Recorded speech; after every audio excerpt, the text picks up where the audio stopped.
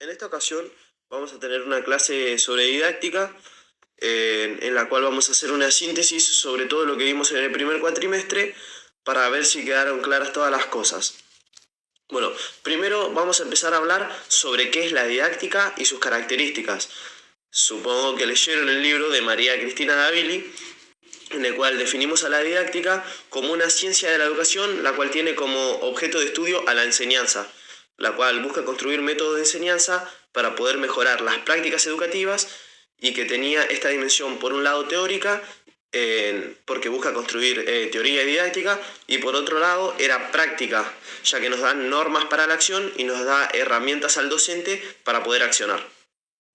Bueno, la didáctica se divide en dos ramas. Está la didáctica general, en la cual están las normas bien generales, por ejemplo, siempre empezar las clases con los saberes previos, las cuales pueden ser aplicadas en cualquier espacio y sujeto. Y después están las didácticas específicas, que son varias y se puntualizan en algunas cosas. Por ejemplo, está la didáctica de contenidos, como la gimnástica, por ejemplo, por decir una, en la cual se basan en el contenido sobre, en este caso, la gimnástica, perdón, y son varias las formas de enseñar y también van variando los sujetos, por lo cual nuestra forma de enseñar va cambiando. También otra cosa que habíamos visto por ahí era el sentido de la didáctica dentro de la formación de un docente, donde a este docente se le da herramientas, como dijimos antes, para que pueda enseñar, ya que este mismo es un profesional de la enseñanza, el cual tiene que estar bien formado y no cualquiera puede enseñar y generar enseñanza en el otro, esa es la cosa. Bueno, también vimos que la didáctica nos brindaba la famosa tríada didáctica, la cual tiene dos maneras de poder comprenderla. Bueno, la primera manera está conformada por el docente, quien es como, por así decirlo, el dueño del saber. Está el contenido y el alumno, donde el docente toma el contenido, se lo da al alumno, quien es un ser sin conocimientos, por así decirlo, y acá, en este caso de triada, tendríamos a un docente ejecutor, quien es el que ejecuta la planificación realizada por otro docente. Y bueno, también está la otra triada didáctica, la cual está conformada por el contenido, el estudiante, el docente, pero aparte todo esto está englobado, está encerrado por el contexto, por lo cual el docente, en este caso, siempre tiene en cuenta este contexto, que el contexto es histórico, político, económico, todo el contexto lo tiene en cuenta y ahí el docente pasa a ser un intelectual crítico. Bueno, luego de hablar de todo este tema, pasamos a hablar sobre la enseñanza y el aprendizaje, donde vimos que la enseñanza, como objeto de estudio de la didáctica, no es la enseñanza que nos dan nuestros padres en nuestra casa, sino que es una enseñanza que se produce en una institución educativa, es distinto, que se caracteriza por ser un proceso, o sea, que no se da de un día para el otro, lleva todo un tiempo, y es una práctica social. ¿Qué quiere decir que es una práctica social? Bueno, que es una acción que implica una decisión, que es entre hacer, no hacer o hacerlo distinto. Bueno, acá también habíamos hablado sobre que esta práctica siempre también tiene intencionalidad, o sea, siempre tiene una intención, que es que el docente pueda justificar, por así decirlo, el por qué está haciendo lo que hace. Bueno, también acá dijimos que la enseñanza es un proceso de mediación entre el contenido y los estudiantes. O sea, que el docente es el mediador entre estos dos, es el que relaciona el contenido con los estudiantes. Bueno, también tenemos que decir que la enseñanza es universal, ya que no puede existir el ser humano sin enseñanza, ya que gracias a esto evolucionamos y gracias a esto podemos ser seres humanos, por así decirlo. Es súper importante. Bueno, para llevar a cabo la enseñanza, esto implica cientos de acciones por parte del docente, no es nada fácil. El docente tiene que tomar muchas acciones para poder enseñarle al otro. Bueno, también hay que decir que la enseñanza es interpersonal, ya que se da entre sujetos, y algo muy jodido, por así decirlo, es que es masiva, o sea, se da de manera masiva y tiene que estar bien estructurada para poder enseñarles a muchos al mismo tiempo. También es importante decir que el vínculo que tiene no es causal, ya que no siempre que enseño el otro aprende. Y bueno, hablando sobre esto, vamos a preguntarnos, ¿qué es el aprendizaje? Bueno, el aprendizaje es el cambio de conducta permanente que se sostiene en el tiempo. Por ejemplo, si yo les digo ahora que me separen una oración entre predicado, sujeto, etc., la mayoría, yo creo, que no lo va a poder hacer, ya que no han generado un aprendizaje y con el tiempo lo hemos olvidado. Fue como que lo aprendimos en ese momento para poder aprobar una materia, pero no fue algo que nos quedó en la mente y que haya generado un aprendizaje en nosotros. Bueno, ¿qué quiero decir con esto? Bueno, también que el aprendizaje es algo que necesita mucho tiempo, necesita esfuerzo y también necesita interés sobre la persona que tiene que aprender, no solamente sobre el docente, sino que nosotros también le tenemos que poner todo eso al aprendizaje. Bueno, nosotros poniéndonos del lado del docente, debemos buscar interés en la otra persona, tenemos que buscar herramientas, tenemos que buscar estrategias, y lo que más necesitamos es tiempo y es lo que más escaso tenemos. Pero bueno, también en esta clase habíamos hablado sobre las dos concepciones de la enseñanza, que puede ser vista como una instrucción, o sea, que es la transmisión que nos da el docente, que es cuando el alumno lo repite, pero no le importa de qué manera es, solamente lo hace para probar, como esto que dije recién de las oraciones. O si no, también puede ser la enseñanza como guía, que es cuando el docente le da un acompañamiento al estudiante para que se dé cuenta que por sí mismo comprende el tema y que no fue algo solamente de repetición.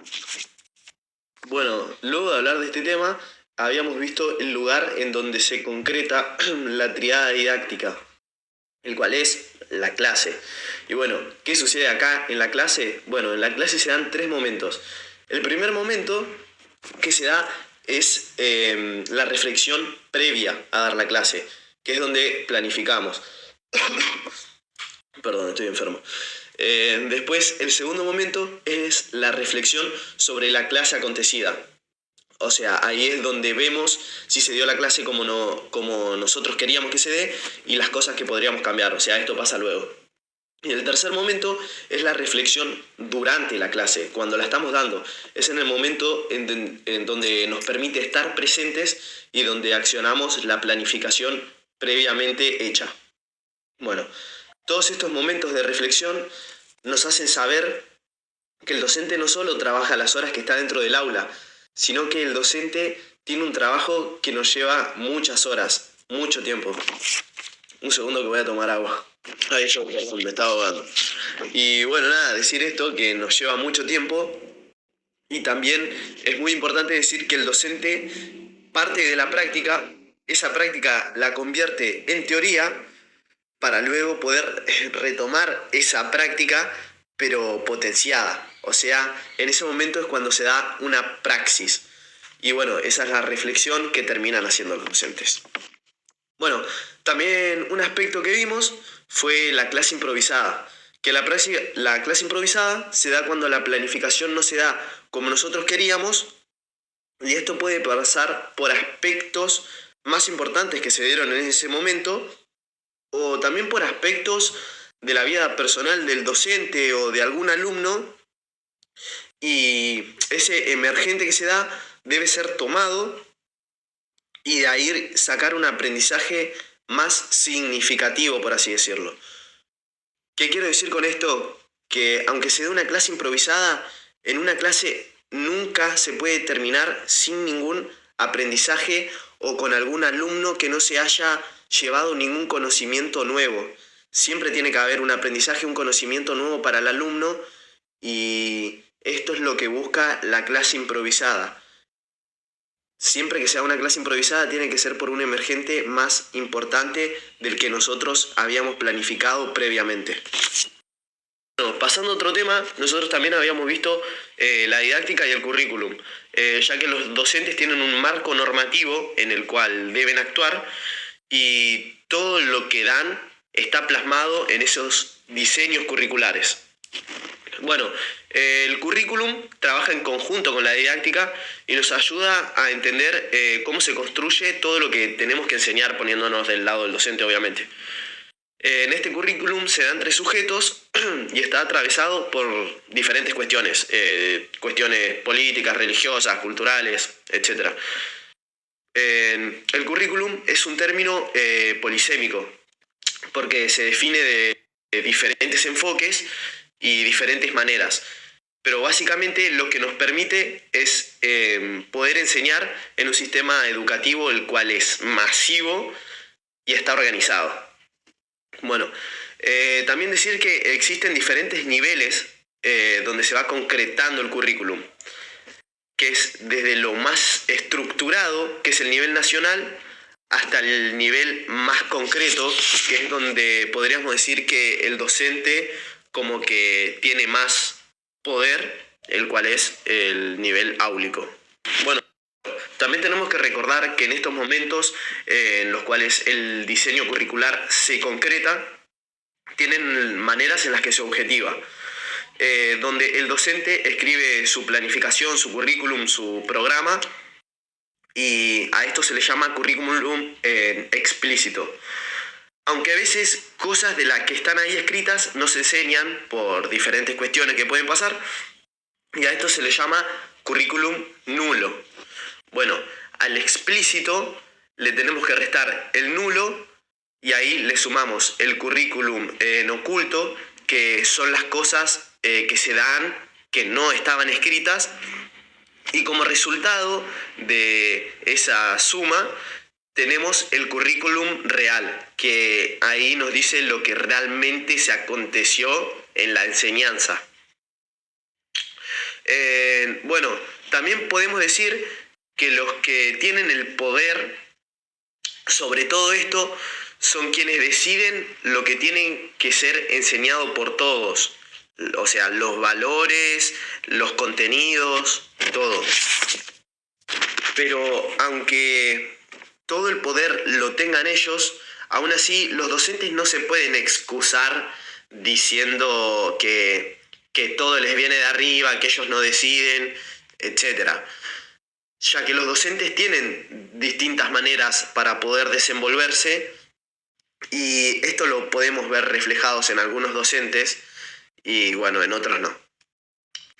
Y bueno, ahí está todo lo que nos enseñaron, pero para poder terminar esta clase quería dar un ejemplo particular mío que me sucedió en la secundaria, en el cual yo tuve un profesor de educación física que se llamaba Alfredo, el cual yo creo que nos ha podido dejar a todos un aprendizaje significativo con cada una de sus clases que nos dio, y además del deporte, que era lo que nos tenía que enseñar, nos inculcó valores para poder ser mejores personas, y él por sus propios medios, sin excusarse, supo exactamente adaptarse al contexto en particular de cada uno de sus estudiantes, ya que cada uno teníamos vidas distintas y cada uno teníamos nuestras cosas, y logró hacer que todos los alumnos se sientan atrapados y concentrados en lo que él nos explicaba,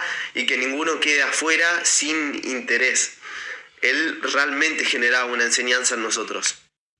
Y bueno, yo creo que Alfredo, mi profesor de educación física en la secundaria, en el Colegio del Sol acá de Monte Grande, fue el ejemplo perfecto de docente intelectual crítico. Así que bueno, nada, con esto termino, espero que les haya gustado la clase. Perdón si se ve medio trabado, pasa que el wifi no colabora, pero bueno, nada, felices vacaciones de invierno, feliz receso.